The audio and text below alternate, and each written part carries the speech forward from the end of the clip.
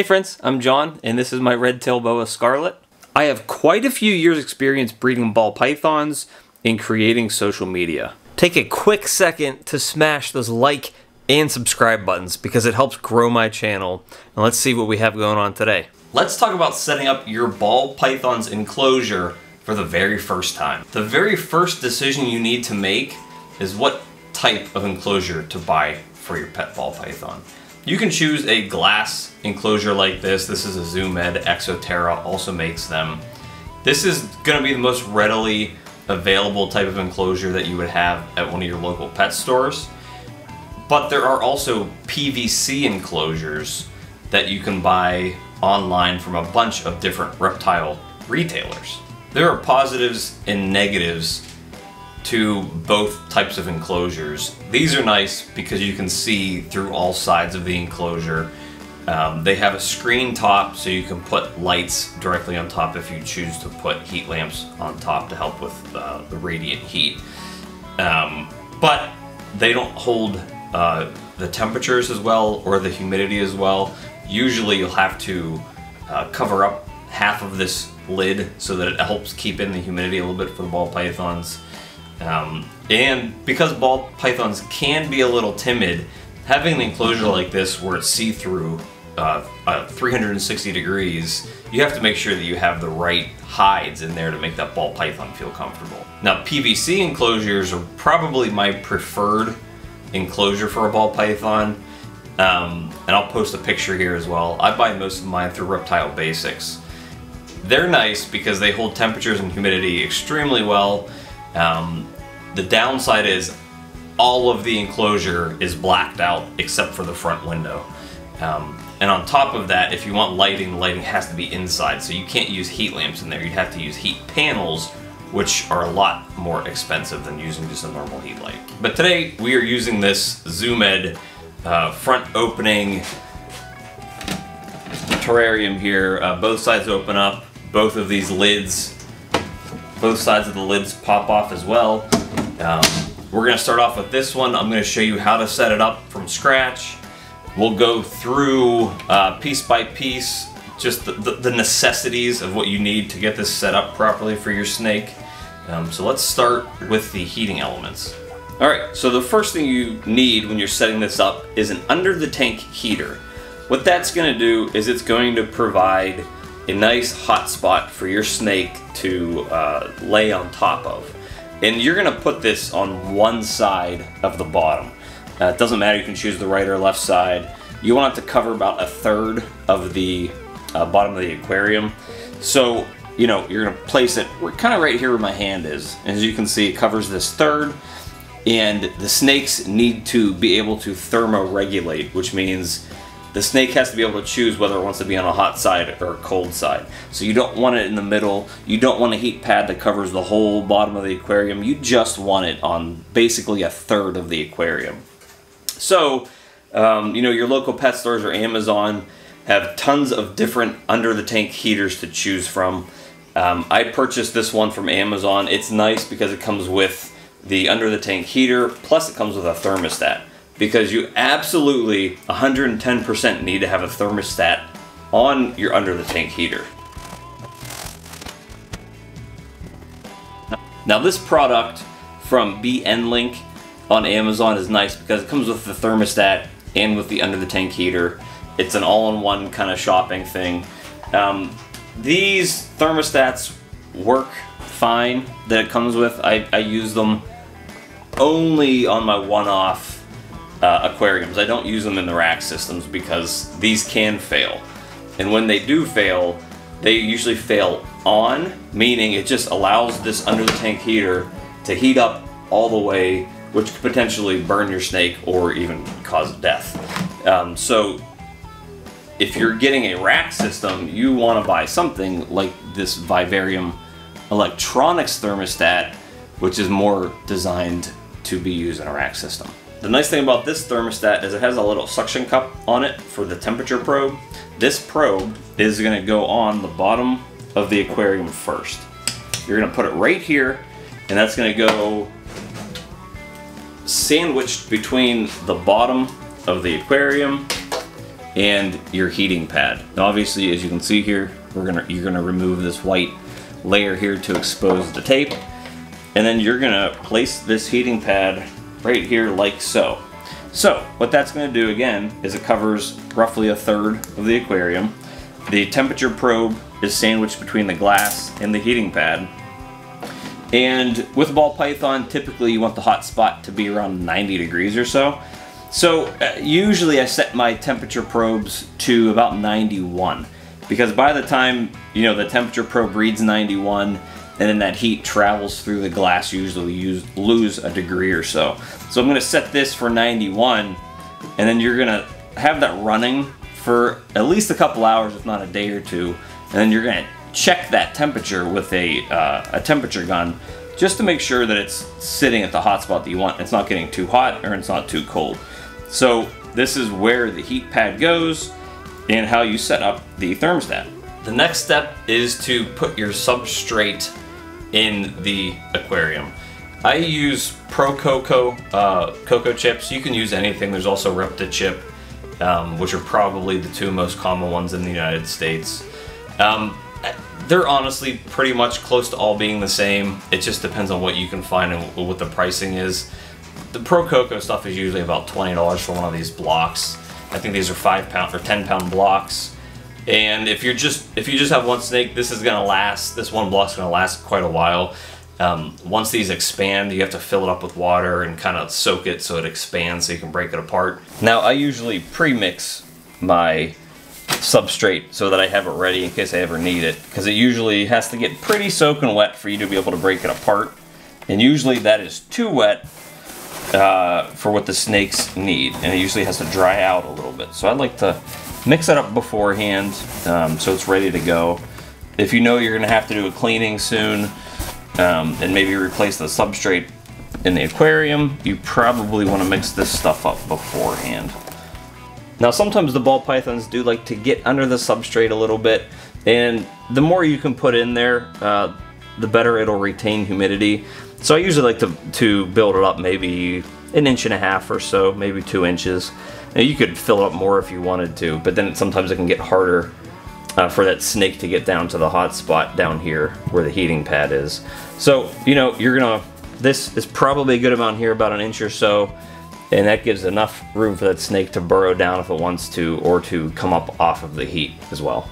The next step is getting hides for your snake. You're gonna want 2 of them at least in your aquariums. One on the hot side, one on the cold side. I buy these from Reptile Basics as well. They're not very expensive. They're very basic kind of little rectangles, but they are fantastic. I use them everywhere for the snakes that need them. And what you're gonna wanna do is put one over on the hot side so that, again, the snake can thermoregulate. If it wants to be hot, it can go down here in this hot hide. And then you're gonna wanna put one on the opposite side. This is the cold side. So if the snake wants to be cold, it can move over to this side and be cold. Next step is a water bowl. This is, again, another one of those 110% necessities. Really everything in here is a necessity that I'm gonna show you in the video, but especially this. They always need to have fresh, clean water. Now, you can get any type of water bowl you wanna get, it doesn't matter. They sell the very expensive, you know, naturalistic looking ones at the pet stores or on Amazon, but these ceramic crock dishes work fantastic, and they're pretty cheap. I think these are about $5 when I buy them in bulk. I think I bought these off of Amazon. I think Chewy has them sometimes as well. When you are picking out a water bowl, do not get one that has like a lip or a rim on the outside, because your snake will knock it over and will knock it over frequently. So you need to have one that is perfectly straight with no lip on it. That way your snake will not be able to knock it over. As far as placement goes for your water dish, just basically don't want it on the hot side. So in this specific aquarium, I'd probably put it here right up front on the cooler side, and that'll keep the water nice and refreshing for your snake. Now, the next step is all gonna be about temperature and humidity control. You definitely wanna buy one of these infrared temperature control guns. When you click the button, you know, it turns on it tells you what the temperature is, and it shines this little red dot everywhere. You want to know that your temperatures are accurate, or as accurate as can be. So when you set up your heating element on this side, you want to be able to tell whether or not the bottom of the aquarium is around 90 degrees or so. The ambient air temperature in the ball python's enclosure, you want it to be around 80 degrees. It can dip a little bit below that. You could be in the 75-degree range and it's not going to harm your snake. But up here in Pittsburgh where I live, I mean, it gets cold. And, you know, in our bedrooms, let's say you're keeping it in your bedroom, your temperature is probably going to get a little colder than 70 degrees in the actual room itself, which is going to be the ambient air temperature.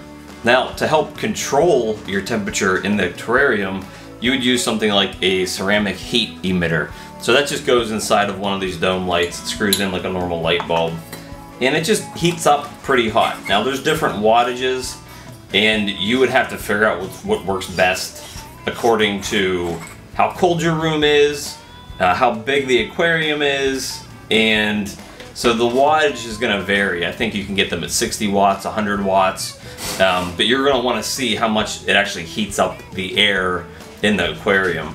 But you're probably going to want to put this towards the middle, maybe on the cooler side, so that it helps regulate temperature all over the place.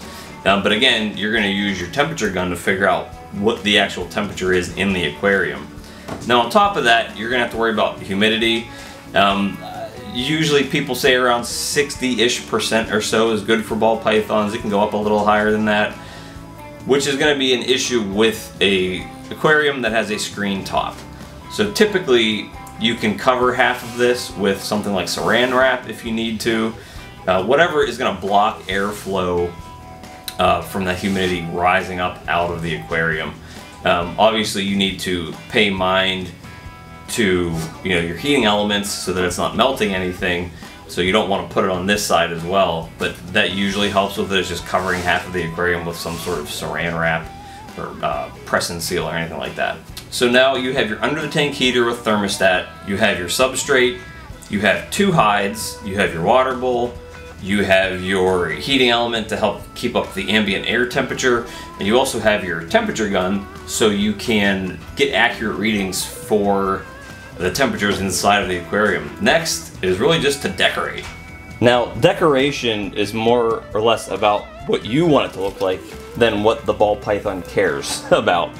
They do like to crawl around and move around, so some artificial plants are good because ball pythons can be a little messy. You know, you can get some pieces of wood to put in there for them to crawl up and over and around on. Just make it look like a fun little jungle for them to play in. Again, this is going to be, you could put SpongeBob in there, you could put Marvel stuff in there, you could put your wrestling action figures in there if you'd like. It doesn't really matter what the decorations are. But, you know, as long as there's some nice pieces of wood that aren't going to move around too much, make sure they're stable so that they can't get injured or anything. Some nice artificial plants, maybe some that have suction cups that can stick to the glass, are nice as well, because it ends up helping kind of block out some of the background here so that the whole tank isn't completely see-through from the ball python's perspective. So that's about it. I believe I covered everything that we needed to cover. All of these things here are necessities. So at the bare minimum, when you're buying a ball python for the first time, you need to get this stuff set up, I would say a week ahead of time, just to be safe. Because if you run into issues and then you need to order something or go to the store to pick something up, it's going to take time to get it there and set it up. But at the very minimum, you need your aquarium, you need your under the tank heater with thermostat, you need your substrate, you need your hides, you need your water bowl, you need a heating element for your ambient air temperatures, and you need a heating temperature gun, and also some decorations. Now, the next big question you might have is, where should I get a ball python from? Well, me would be my personal preference. I breed a lot of beautiful and healthy ball pythons, like this guy here. As of this taping of this video, this guy is still available. I recommend do not buy them from your big box pet stores like Petco or PetSmart. They usually have stuff on the normal side, which is okay to buy if you'd like, but they're not always in the best conditions, and we usually try to tell people to not promote that sort of stuff.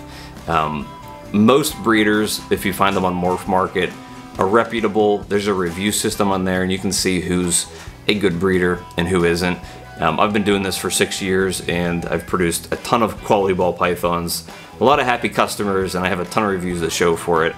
And they're not as expensive as you might think. You know, if you go to the store, if you go to Petco, they might have a normal ball python and be charging you $100 or $200 or $300 for it. And sometimes snakes that are beautiful like this pied male here aren't as expensive as you would think. So, and stuff goes on sale frequently as well on Morph Market. So check out Morph Market for your ball python or other snake needs. There's so much to choose from. I wouldn't just settle for what they have in Petco. Now, my last piece of advice in terms of picking out your enclosure is you need to be aware that the snake will grow with the aquarium. You cannot take a baby ball python and put it in an adult enclosure, like a 4 foot by 2 foot by 2 foot enclosure. It's not going to thrive in that. So you need to make sure that you're buying something that is appropriate for the size of your snake. This aquarium here, I think it's maybe 18 inches, maybe 2 feet, but it is about a foot deep, and the height isn't necessarily as important for a ball python as some other snakes. But this is probably good for a hatchling. It still might be a little big for a hatchling, but a snake around 300 grams it's probably perfect for. But as they grow, they will need something that is bigger, to the point where, yeah, when it's an adult ball python, if you want a nice enclosure for it, it's going to be probably a 4 foot by 2 foot by 2 foot enclosure. So, you know, a girl like this here is not going to fit. And I can actually show you, since we're doing this. This is an adult female, and as you can see, if I put her in here, this girl's name is Sandy. She is basically the size of this aquarium, so this is not a good size for her, not a good fit. And as you can see, look, she went straight into the hide. So this is not a good fit for an adult ball python. So you will need to grow your enclosure as the ball python grows. So hopefully this was very useful to everyone out there that is setting up their first ball python enclosure. I had a great time shooting this video. If you want to see more content like this, please let me know in the comments down below, and I'll do my best to get it out there.